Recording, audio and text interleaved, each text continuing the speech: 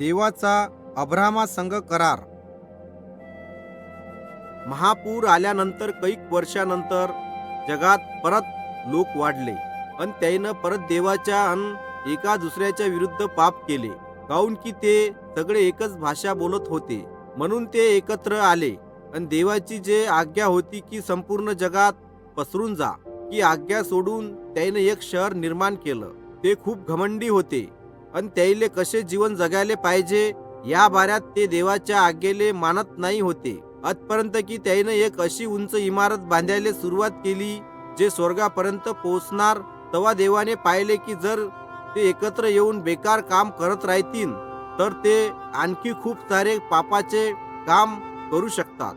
म्हणून देवाने त्याच्या भाषेमध्ये गडबड निर्माण केली आणि त्याच्या खूप साऱ्या भाषा निर्माण केल्या आणि अशा प्रकारे त्याले सगळ्या जगात पसरवले.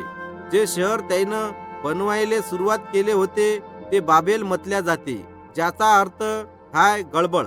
खूप साऱ्या वर्षानंतर देवाने अब्राम नावाच्या माणसाबरोबर गोष्ट केली. देवाने त्याले म्हटलं, तू आपल्या देश आणि आपले नातेवाईकाले सोडून अशा ठिकाणी जाय जे मी तुले दाखवीन. मी तुले आशीर्वाद देईन आणि तुझ्यापासून एक मोठे राष्ट्र निर्माण करीन. मी तुझ्याले नाव मोठे करीन. जे लोक तुले आशीर्वाद देतील त्याले मी आशीर्वाद देईन आणि जे लोक तुले श्राप देतील त्याले मी श्राप देईन.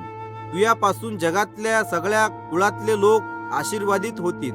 शेवटी अब्राहमाने देवाच्या आज्ञेचे पालन केले. त्याने आपली बायको साराले आणि आपल्या सगळ्या नोकर चाकरासहित आपली सगळी मालमत्ता घेऊन देवाने त्याला दाखवलेल्या कनान देशात जायला निघाला. तेव्हा अब्राम कनान देशात आला तेव्हा देवाने अब्राहमाले म्हटलं, तू तुझ्या चौभोवताल पाय.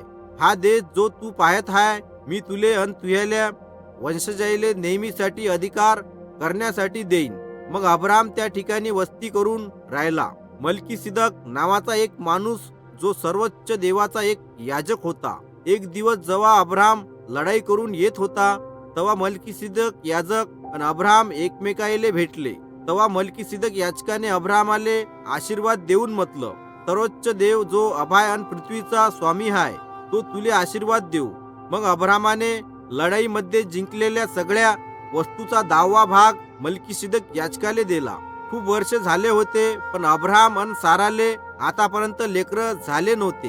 तेव्हा देवाने परत अब्राम सोबत गोष्ट केली आणि म्हटलं, त्याले एक पोरगा होईल आणि जसे अभयात चांदण्या आहेत तसेच त्याचे वंशज होतील. अब्राहमाने देवाच्या प्रतिज्ञावर विश्वास केला. देवाच्या प्रतिज्ञावर विश्वास ठेवल्यामुळे देवाने अब्राहमाला धर्मी ठरवले. तेव्हा देवाने अब्राहम बरोबर एक करार केला. सामान्यपणे हा करार हा 2 व्यक्तीमध्ये किंवा 2 पक्षामध्ये केला जाणारा एक समझोता असते. देवाने अब्राहम बरोबर प्रतिज्ञा तेव्हा केली जेव्हा अब्राहम झोपला होता, पण तो देवाले ऐकू शकत होता. देवाने म्हटलं, मी तुले तुझ्याच पोटचा एक पोरगा देईन. मी तुझ्या वंशजाईले कनान देश देईन. पण अजूनही अब्राहमले पोरगा झाला नव्हता.